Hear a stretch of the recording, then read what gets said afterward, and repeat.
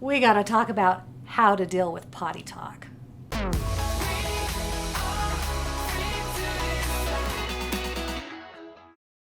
Vicki, you're a specialist with talk, but I don't know if you're a specialist with potty talk. Although I've heard plenty of it. You know what is it with kids and potty talk? You know, it's so common for them to talk about potty talk because that's the stage of development they're in. That's the thing that they actually have one kind of control over, is the potty issue. So they do a lot of potty talk. And the other thing with potty talk is they get a reaction. They get their brother to laugh, they get their mom to snicker, or they get in trouble for it, which is also reinforcing.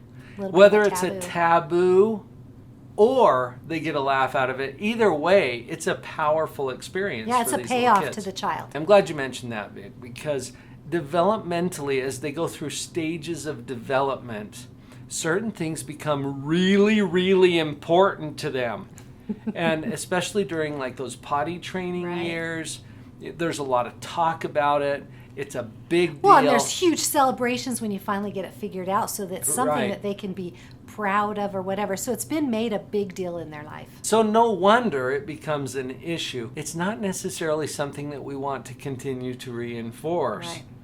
So we've come up with a little acronym for you. All right, we're going to can the potty talk. Oh, ha, right? Can, C-A-N. She just loves living with me because it's a laugh a minute, isn't it? Definitely. C-A-N. Now, the C obviously stands for consequences. Mm-hmm. When we learn about the moral development of children, Right. they do things for very specific reasons, and consequences are a really important part of their moral development. So especially in those formative earlier years, you have to have some kind of an effective consequence. And a lot of times that's the thing that motivates them is consequences. Right. Partially that's why they're using the potty talk, but it's also the way to kind of extinguish it. It's both. Good point, because consequences are not necessarily unpleasant or negative. No. Laughing at their little potty jokes is That's a actually consequence. a positive consequence for them. Yeah, and it reinforces and gives them a reason to continue doing it. Right. So you're going to use consequences. Now, what consequences can we use? When we're talking about consequences, some are going to work better than others. And I've worked with a lot of parents who said, well, I put her in timeout, and she still kept doing it. Or I gave her a little spanking or shaming. And it's pretty common to try pretty much everything you can think of when it's not going away very well. So I was looking for some ideas, and I stumbled across a blog. Sarah from Sunshine Whispers blog was actually addressing this very issue, and she found something that worked really well. Okay, what works with for her? Her little sweetie, who was throwing out some potty language. She said to her daughter, and I think she just came up with this on the spur of the moment, but it was very effective. In fact, let me read it to you. Here's what she said to her daughter. Okay. Sweet things can't go in mouths that dirty things come out of.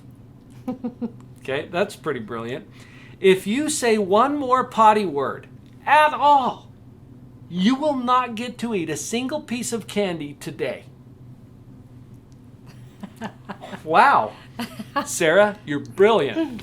Well, I love it because instead of necessarily punishing the thing you don't want to see, you're actually reinforcing what you do want to see. Right. Now, she came up with this on the spur of the moment. It worked because here's what's powerful about that. It gave her daughter a choice. Look, you can continue to say the potty talk, but you won't get any candy. They happened to be on their way somewhere where there was going to be candy, and her daughter was really anticipating that candy.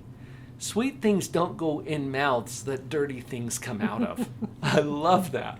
And then she just had to weigh it out. Is it worth it to me or not? That's a good example of a consequence.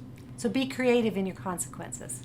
Now, A in the word can stands for attitude, meaning your. Yeah, remember attitude. you can only affect or change your own attitude. You don't really have control over your child's attitude. So let's talk about what you can do for your own attitude with them. For one thing, let's take away some of the taboos around talking about body functions or body parts. Yeah, and that's really important. We need to make an open way for the children to be able to talk to you about whatever they need to. Right. And so you got to get over some of your own insecurities and uncomfortableness about talking about the body with your child. This creates a culture within your home where it's just matter of fact.